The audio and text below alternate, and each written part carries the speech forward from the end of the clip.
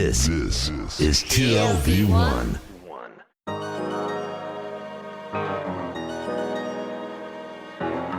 The Tel Aviv Review.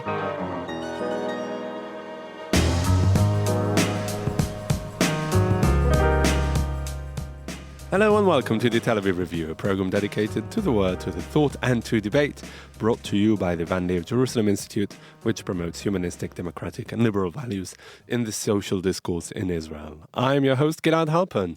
And I'm Dalia Shenlin, and every week we'll be discussing books, ideas, literature, research, other literary products that have caught our attention. Our guest today is a post-doctoral fellow at Tel Aviv University's law school, specializing in Egypt's constitutional law in the wake of the 2011 Arab Spring Revolution and the ongoing political and constitutional crisis that it triggered.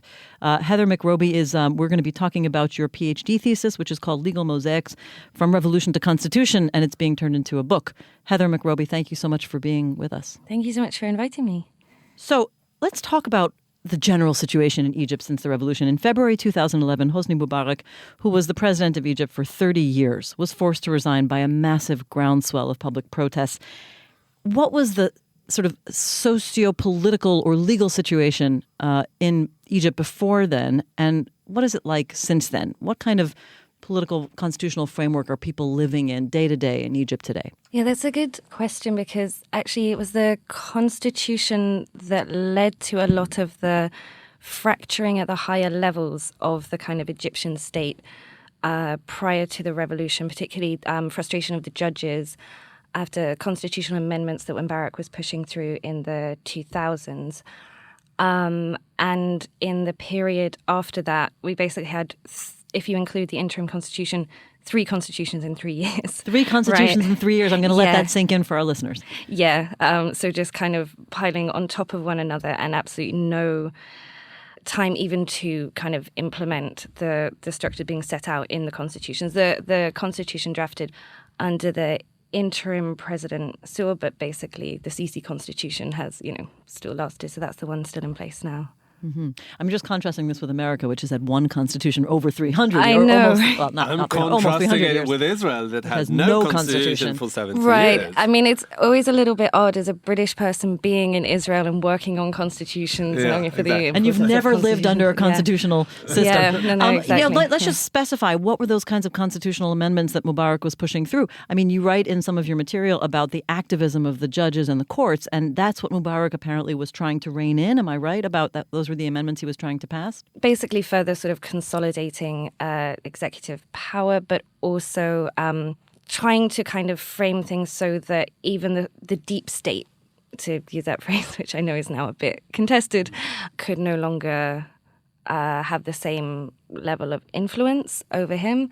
And in some ways you can see what's happened with Sisi as a kind of return of the deep state, I think. So what is really the reason for this obsession of the Egyptians with constitutions? Like, what, other than just being a piece of paper, is it more than a statement? Is this a way of a new regime to assert itself, or is there more than that? Yeah, I mean, constitutions are fascinating for who they speak to and who they speak for, right? I mean, the preambles are often so interesting, like who is the we and we the people?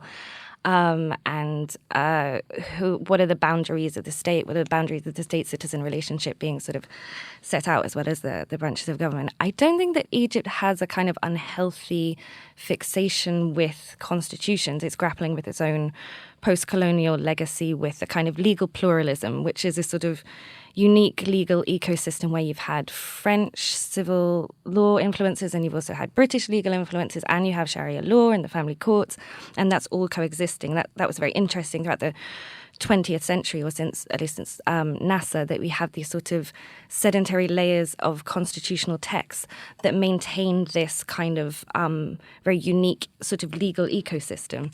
The fixation after the revolution, I think, was just an attempt to get things on course. But the constitutions then became a terrain on which the conflict between the main political forces then played out.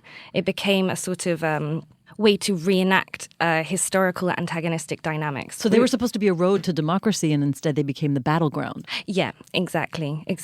So let's talk about that. I mean, it sounds like, you describe these painful steps of Egypt lurching towards a more democratic system and then lurching back, and this kind of tug of war. Where do things stand now? Is that the right metaphor, a tug of war? I think that's partly what's going on. It's more that there's a tug between two antagonistic historical forces, neither of which are necessarily in any way compatible with democracy, sort of ripping through the fabric of Egyptian politics and society, and everybody else being sort of ruptured by that. And that's the historical antagonistic dynamic between the military state on the one hand and the Muslim Brotherhood on the other. Or what you call secular authoritarianism and Islamist rule. Right, exactly.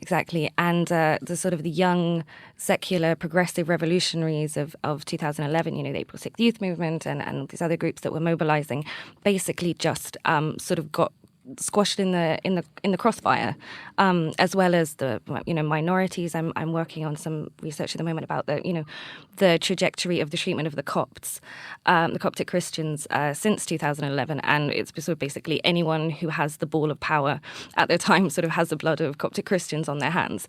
And Sisi is now trying to position it, as with his very sort of instrumentalist use of women's rights, as something that other people are doing that he must protect people from, but actually he's also been part of this persecution of minorities. So is the constitution basically just a reflection of these social and political currents within the Egyptian society? I mean, I'm trying to understand what really are the practical implications of the constitutions that you're studying. The practical implications are obviously enormous in terms of framing, the future of Egypt and how will the revolution be inherited and crystallized. And each of the constitutions, of course, claims that it's crystallizing and inheriting the revolution and speaking for the revolution. And this is a huge part in particular of Sisi's rhetoric. And I see Sisi as a sort of a kind of Louis Napoleon Bonaparte figure, not just because I find like that Victor Hugo quote that he's sort of like puny and, annoying, farcical. No, but that he is positioning himself as a sort of inheritor of a revolutionary experience in order to enact counter-revolutionary and very violent behavior. Which is rather changes. a natural trajectory for revolutions on some level when you think about it. Sure, yeah. And I want to ask you, at the time, I remember just after the revolution, some of the more conservative analysts or commentators in the Western world said, Egypt just isn't ready for elections and they're really not ready for democracy. And I thought, that was kind of racist. But on the other hand, look what's happened. They had elections, they elected a government, they didn't keep the government, they protested. Should we be really taking that possibility seriously? Yeah, I mean, I had the same frustrations. And even now, and I have this very kind of difficult inner struggle when people say to me, my background's in sort of human rights, are human rights worse now than before the revolution? And I can't lie. I mean, if I say things like the, unprecedented use of military trials against civilians. Something else that you've been researching extensively. The disappearances, sexual violence, and being able to articulate that in a way that doesn't say, oh, well, then they just sort of stuck with Mubarak, or of course that was just inevitable then, or maybe they just need a strong man. It's very hard to articulate that while still kind of recognizing and honoring the agency of the revolutionaries of 2011 and saying that, they were misguided or that it was inevitably going to be hijacked, or, that older people would often say to me, it's going to be like Iran, it's going to be like 1979. Of course it is. Mm-hmm. Or like Castro, in the name of the revolution, right. Repress your people. Sure. So that brings me to a more principled question. Did the Muslim Brotherhood ever stand a chance of governing Egypt and bringing it forward as more towards democracy, or was it really doomed from the beginning? The Muslim Brotherhood actually really stood a chance, and I think that Morsi sort of committed political suicide, and the sort of terrain on which Morsi's presidency crashed was the constitution. And it was sort of he had one job, he had the ball was finally in the court of the historical antagonistic opposition who could position themselves as not being corrupt because they're not like part of the corrupt state that ruled under, Nasser, Sadat and Mubarak because they'd been, the historical enemy. And right, so the Muslim Brotherhood was the underdog in Egypt Right, for many exactly. years. They didn't have any of that kind of muck on their hands. All they needed to do was have enough other people around the table feeling like their voices and their also anti-Mubarak concerns from the revolution were being listened to. The young secular revolutionaries, minority groups, progressive voices. But this sense that they'd finally got the ball in their court and so they were just going to have to enact their, Muslim Brotherhood constitution led to the constitutional crisis of late 2012 with Morsi issuing this sort of emergency decree. And he basically never recovered. He just lost all of goodwill of the people who were also very, anti-Mubarak and pro the 2011 revolution.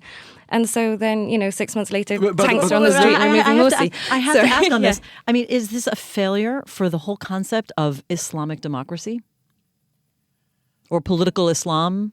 As something being discussed right now. Was it going to be an Islamic democracy? What was the proposed constitution all about? Wasn't it about enacting Sharia law in Egypt, as per the vision, the political vision for Egypt? It did, and actually this was the core of Article 2, the historical Article 2 since Sadat's constitution, which defines the relationship between religion and the state. And Article 2 then sort of became the terrain on which the 2012, the Morsi constitution crashed because everyone else walked out and said, we're not dealing with this. And then he had to call this a sort of emergency decree. So yes, it did say that Sharia was, the principal basis. So they weren't trying to create an Islamic democracy or political Islam with democratic principles. I mean, Islam was already threaded into the state through the historical Article 2. I think the sense was that this took on, there were new articles included that kind of reframed that, but also that this took on new contours in different hands. Because, the Muslim Brotherhood now had Article 2 in their hands, and then it takes on different contours. Just to go back to your question about sort of like the future of political Islam, I think it's important to kind of look at other post-2011 experiences as well. I think the Tunisian experience where, there did end up being a kind of not reconciliation, but coming together between secularists and Islamist forces. I think in part because Ennahda sort of saw what happened to Morsi and the Muslim Brotherhood in the summer of 2013 with the revolution. That's the wrong way to say it. And it's very contested how I refer to the events that happened in 2013. Well, what we're talking about is basically he was deposed. The ouster, yeah. The ouster, it's like coup or not. I've gone over this so many times in my head like a Rubik's Cube. But to be honest, I've got to a point where if you have a democratically elected leader and then you have tanks on the street removing him, then it's That's the coup. definition of a coup. That doesn't mean that you like him, but you can call it a coup. And this is where, of course, like the post Morsi, the Sisi era is really kind of like crumbling because there's no space to be able to say that. Like I worry about going back to Egypt. Most of my friends who were in Egypt feel like they can't go back because you cannot sort of sustain this position in the eyes of the state that like just because I don't think the Muslim Brotherhood are like my best mates doesn't mean I think that they should be rounded up in a square and massacred. Because the thing about human rights is even the people you don't personally like still have them. So this is a kind of ongoing problem. So to be able to it talk seems about like we those have events. Yeah, I mean, in many ways, it seems like we have two really, really fundamentally opposed forces in Egypt. One are these, secular liberalists or people who want to move in a more democratic direction, including if they're Muslim, or if they're committed to an Islamic aspect. And then there's the 13 million people who voted for Morsi, who have a much more traditional sense of governance. Can these two peoples coexist? I mean, and I don't think this is unique to Egypt. I think we have two Americas. I think we have two Israels. Yeah, two Serbias. Another good example. And in Syria too. We have sort of the pro-Assad forces, and then we have that same coalition of Islamicists and secular, opposition who are fighting the Assadists. I mean, how do these two nations coexist in one nation? Yeah, that's a good question. I mean, this is the sort of the struggle of Article 2, basically, which is this definition of the relationship between of Sharia and the state. And it even boils down to, I think you might be interested in this, Daniel, because we're talking about sort of linguistic nuances and constitutions between the definite and the indefinite article. So it's all about the or the Exactly. It's Tell all us what that which means. is particularly because, sorry to kind of like segue a bit here, but with because we were speaking, before we were on air about Serbo-Croat or Bosnian Croatian Serbian, however you would prefer Another to call research it. interest of yours, Right. which you've published on widely as well. Right. Yes. Sorry, I didn't mean to hop ahead. Where the big struggle for non-native speakers is like that lack of definite and indefinite article, and then suddenly, which was my whole struggle when I was in Sarajevo, and then I was in Egypt working on the constitution, and the this Idafa construct of like how you refer to Sharia as the principal role. Or a principal role. Exactly, became like. So you said this totally definite or loaded. indefinite article problem is following me around the globe. I know, right. But yeah, explain to us yeah. what that means. So there's an article that says Sharia law will be the principal Yeah. basis, and then there's a fight over whether it should be a principal basis of Egyptian law. So my understanding, and this is when I was able to do most of my interviews, because obviously it became more problematic to go back the following year when there was another constitution drafting process after the, let's just call it a coup. So in 2012, the interviews I was doing with people involved in the constitution drafting process is that this was kind of one of the things that ripped apart the committee that was brought together to draft the first permanent post-Mubarak constitution. Should caveat, there was an interim constitution in 2011. So that's the sort of like my snappy soundbite of 3 constitutions in 3 years. One of them was an interim constitution drafted by SCAF that was just meant to sort of hold things in place, like the sort of the wooden bridge before you build your first permanent bridge.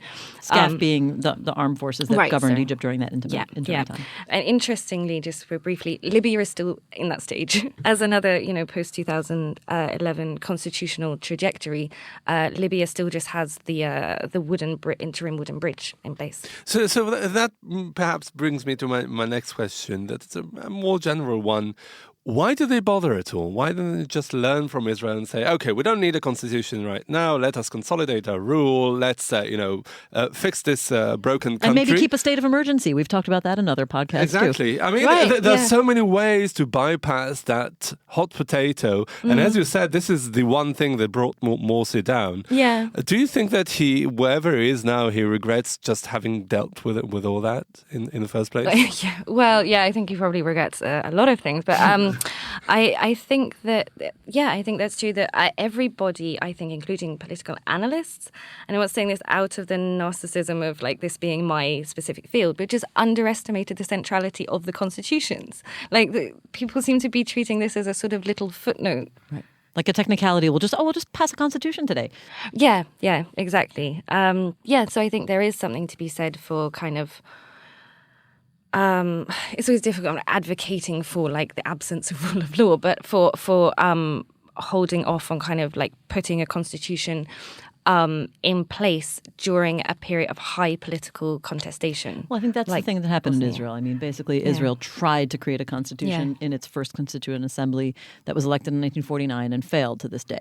Yeah. And now this brings me to your other research interest, because I have to try to make this interesting connection. I think it's fascinating. You also study ultranationalism in the Balkans, and you look at the poetry of Radovan Karadzic, of course, who was a war criminal, Bosnian Serb war criminal, who wrote all this poetry to try to sort of inject a new national mythology in the era when Yugoslavia was sort of falling apart, was crumbling. And I think that you also compare that to Leni Riefenstahl and her kind of also inculcation of a national mythology being created. And I think that these national mythologies can really take off in those vehicles that you describe in times of transition and transformation. Egypt is going through this kind of transformation, and I see constitutions as another vehicle also for the formulation of a national identity. They're not just legal documents, they are symbolic documents.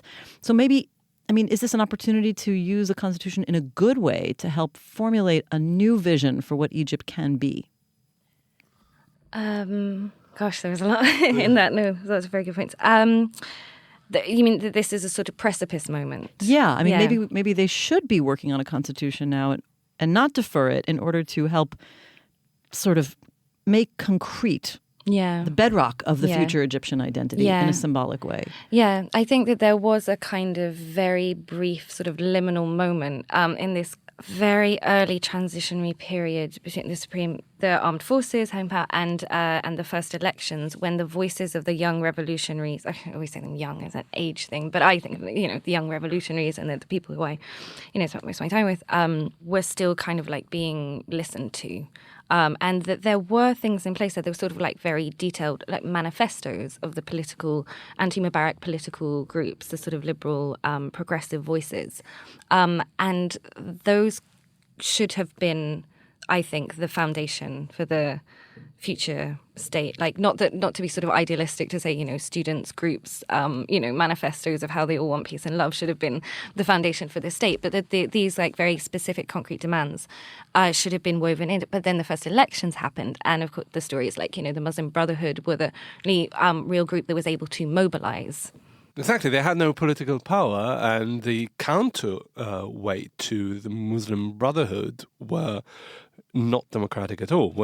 So basically, there really was no political space left for these ideas, and that brings me again to my question. I mean, is there still hope for Egypt? Are these ideas? Do you think that in any scenario they can find an expression, political expression in Egypt, perhaps not right away, but further down the line? And our listeners can't see this, but you've got your hands on your face looking like there's sorry, looking like there's not very much hope out there. Yes, sorry. So tell us if you think there is any hope to be found. Oh, it's all just, Egypt just really broke my heart to think about how it sort of fell apart in these specific successive stages that were avoided, that it's not inevitable. I'm not playing into any narrative that, these countries or people who believe in this religion could never have democracy. It was very specific historical sequence of events that meant that it fell apart the way that it fell apart. Before you answer really the question, did. it's just that I think we need to clarify one thing. Do you really tie a constitutional drafting process with democracy? Are there, one and the same? Yeah, so that's a really interesting question, and particularly like a post-authoritarian transition. Recent sort of historical wave of experience of constitution writing in tandem with processes of democratization, which is after 1989. And the kind of the narrative from that time is that the two do work in tandem.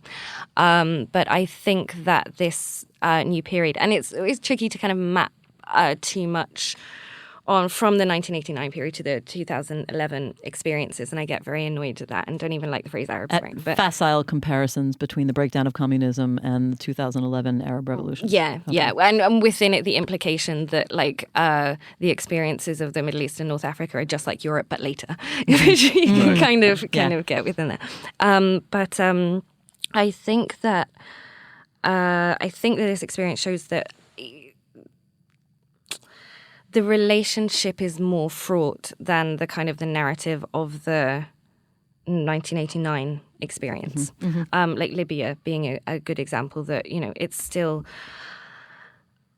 it's descended into total chaos in tandem with the constitution drafting process just kind of completely unraveling. And then there's a question there of like, well, should a constitution be imposed? But obviously, like from my former Yugoslavia experience, I just flinch so much at the idea of like constitutions being drafted in, American cities and just kind of like slapped on the states. And although then the I will citizens say have to it's ripped through. Yeah. Anyway. Better to have 20 years of nonviolence in Bosnia than no constitution. Of course, and it's a difficult conversation, like all of the problematics of the Dayton Constitution. But let's go back to Egypt. I mean, just to sort of add to this painful question that Gilad has opened and that caused you to, hold your face. Just yesterday, 2 days ago, March 13th, a Cairo prosecutor apparently ordered Hosni Mubarak to be released from the military hospital, and he was cleared of his last criminal prosecution. So what does this say? Is this a symbol of the failure of the revolution, or does it not symbolize anything? I think there are other symbols that really kind of indicate how tragically the revolution has was hijacked and fell apart. But it is a kind of like horribly neat coming full circle, right? That all the young revolutionaries, members of the April 6th youth movement and the journalists, my friends, are in court for their action, or in trial, or in jail, or in exile, or they've been killed because of things that they did to push for Mubarak to be overthrown. And Mubarak has been released. I mean, there is something sort of sickly neat about that, right? Basically, we've gone, it's come full circle. And right now, the regime we see in Egypt in 2017 is not much different from Mubarak's. And if we're talking about constitutions, how different is Sisi's constitution from Mubarak? And what does it tell us about politics if the situation is roughly the same? Yeah, no, that's a really good point. I mean, there wasn't a constitution drafted under Mubarak, but the Sadat sort of so-called permanent constitution, which sort of held the same, post-Nasser experience in place, looks very similar. And the state structure looks very similar. It's a sort of reassertion of the so the only difference executive is marriage, that that Sisi claims to be the standard bearer of the revolution while doing the same thing.